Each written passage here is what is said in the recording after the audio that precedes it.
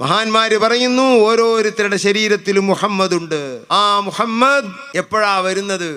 ചുരുണ്ട് കിടന്നാൽ വരും.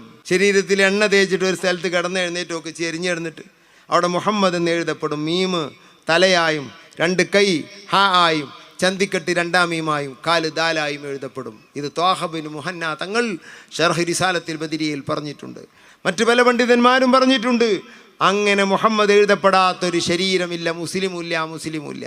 ആ മുഹമ്മദ് നമ്മുടെ ഉമ്മയുടെ വാറ്റിനകത്ത് ഭ്രൂണമായ ടൈമിൽ മുഹമ്മദിയ രൂപത്തിലാണ് ആ വാറ്റിലുണ്ടായിരുന്നത്. ഇപ്പോൾ പകരഹ്സനി നിൽക്കുന്നത് മുഹമ്മദിയ വിട്ടുകൊണ്ടാണ്. അള്ളാഹു കാക്കട്ടെ.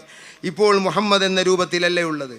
ഇനി എൻ്റെ യഥാർത്ഥ രൂപത്തിലേക്ക് വരാൻ ഞാനൊന്ന് കിടന്നുറങ്ങണം. എൻ്റെ ബോധം ഇങ്ങനെയാണ് പോയാൽ എൻ്റെ യഥാർത്ഥ രൂപത്തിലേക്ക് വരും. ഇപ്പോൾ ഇങ്ങനെ എഴുന്നേറ്റ് നിന്നപ്പോൾ മുഹമ്മദിൻ്റെ സൂറത്ത് നമ്മളിൽ നിന്ന് പിരിഞ്ഞുപോയി. മുഹമ്മദ് എന്ന പേരിൻ്റെ സൂറത്ത് പിരിഞ്ഞുപോയി. അതിൻ്റെ സൂചന എന്താ?